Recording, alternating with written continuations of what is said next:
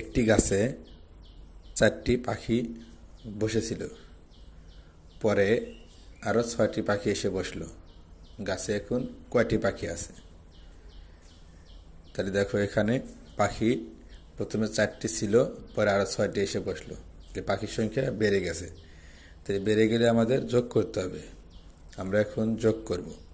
তাহলে 4টি আগে ছিল, পরে আরো 6টি এসে বসলো। তো 4, 5, 6, 7, 8, 9, 10।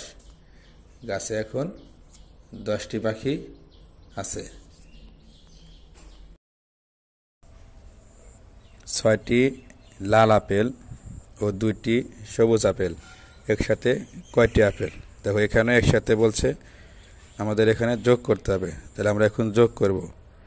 6 আর 2, তাহলে 6, 7, 8। একসাথে 8টি আপেল আছে। দিয়ার 6টি আপেল ছিল, সে 2টি আপেল খেলো। এখন কয়টি আপেল থাকলো? তাহলে দেখো এখানে 6টি আপেল ছিল, 2টি আপেল খেয়ে ফেলেছে। তাহলে কি হয়েছে? কমে গেছে। কমে গেলে আমাদের বিয়োগ করতে হবে। আমরা এখন বিয়োগ করব। তাহলে 6-এর ভিতর থেকে 2 বাদ দাও। তাহলে 2, 3, 4, 5, 6, 4টি আপেল। অর্থাৎ এখন 4টি আপেল থাকলো।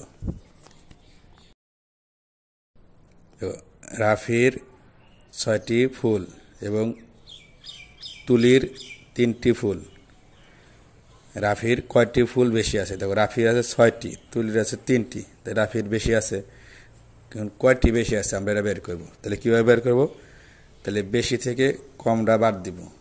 তাহলে দেখো 6টি থেকে 3টি বাদ দেওয়া, তা বিয়োগ করতে হবে আমাদের এখানে।